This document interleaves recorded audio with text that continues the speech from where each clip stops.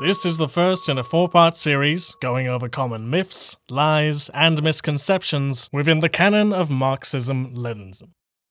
I'm starting off with a small but pervasive one to get us going: the Molotov Ribbentrop Pact. On the 23rd of August 1939, the USSR and Third Reich entered into a non-aggression pact. Although it wasn't strictly a military alliance, the pact did include trade agreements and arrangements for legitimizing spheres of influence between the two nations. A week later, the Nazis would begin their invasion of Poland, and 2 weeks after that, the Soviets followed suit from the east.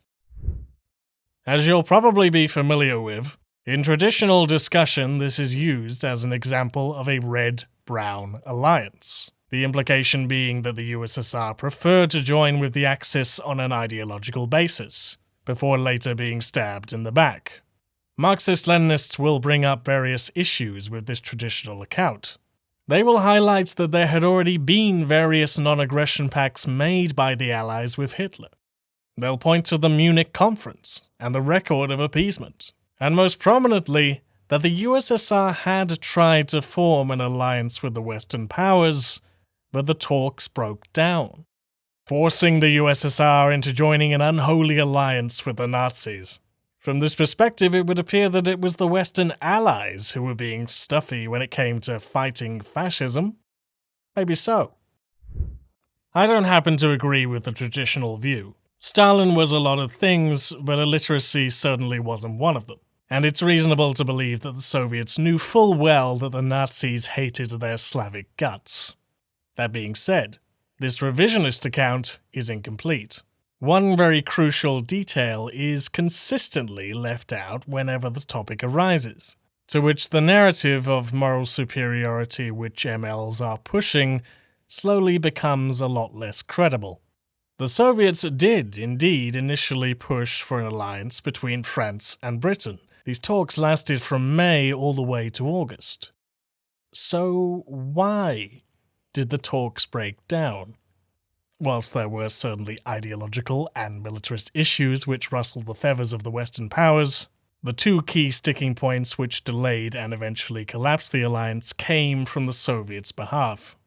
The first was the ability for the Union to control the Baltic states in order to create a buffer between them, and the second was the question of Poland. You may have heard the claim that the Soviets were willing to send 1 million troops to the German border in order to prevent an invasion. Of course, you'll notice that there is no German border with the USSR. They would have to bypass through Poland and also Romania in order to do so. Britain and France both pressured Poland into accepting these terms, France especially so, considering their land border with Germany. But Poland, however, was having none of it.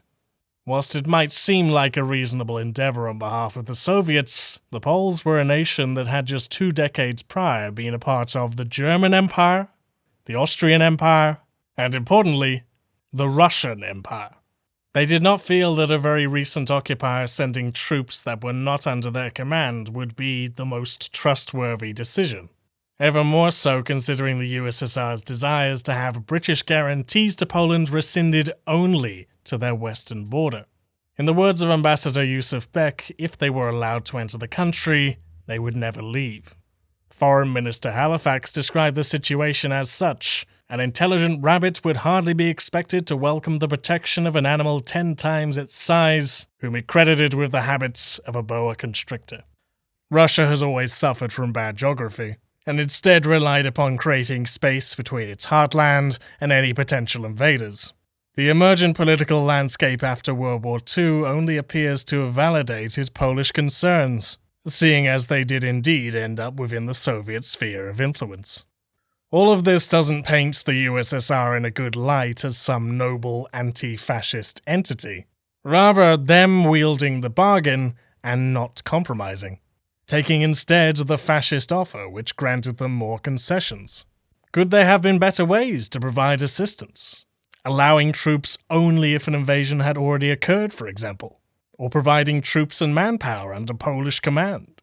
Even if done purely as an empty threat, it would have slowed, if not completely deterred, the Nazis' advance.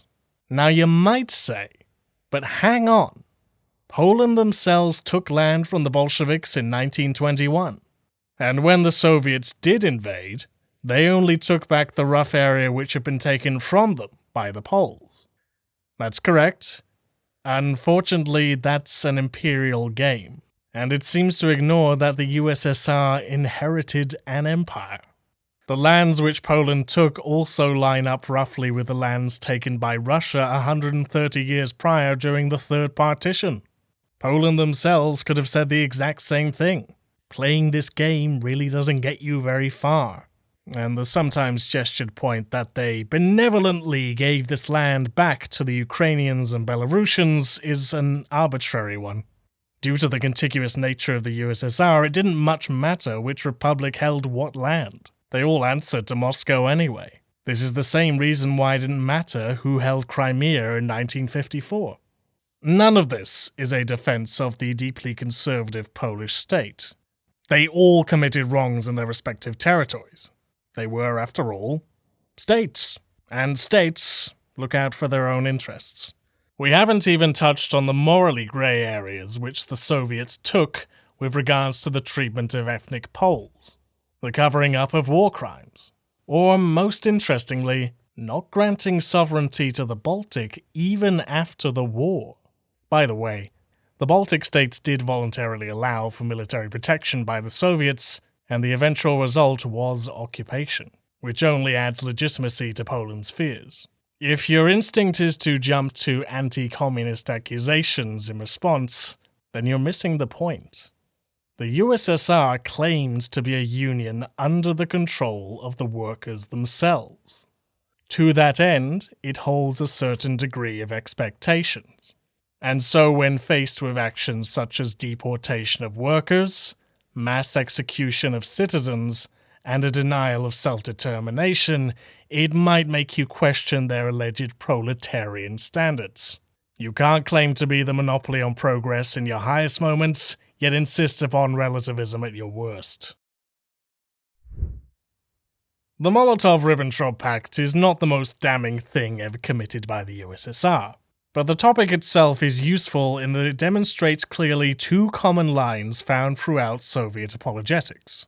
Firstly, that of pulling up a half-truth and then ringing it out against a flawed Western narrative.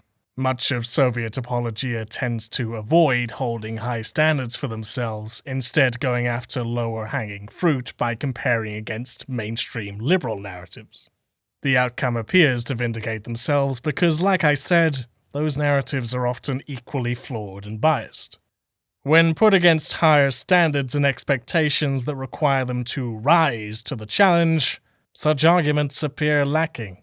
The second is an observed degree of selective vigour applied upon the Western nations, which is not found in the Soviet equivalents. In a sentence, this can be described as materialism for the West, idealism for the East. Both sides were engaging with the Nazis for more or less the same reasons, buying time so they could build up their military.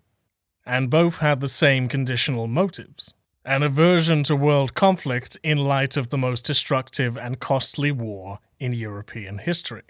The Munich Conference is viewed by MLs as a thwart to world peace, by enabling Hitler and giving him the confidence to keep going. The same is not said for the Molotov Ribbentrop Pact, which by comparison is viewed as a necessary measure that just had to be done. Needless to say, anti-communists will make the exact opposite analysis. But like I said, we should not pepper ourselves with low-hanging fruit. Can both practices not be considered detrimental to world peace? Not if you have to uphold the standards of your chosen state, that's for sure. It's clear that having such biases is not helpful towards figuring out the truth. And that's what we ought to be interested in far more than trying to justify our chosen side. All that you're doing is creating more flawed narratives. In Part 2, we will be discussing the narratives revolving around the Soviet collectivization drive and the Holodomor famine in Ukraine.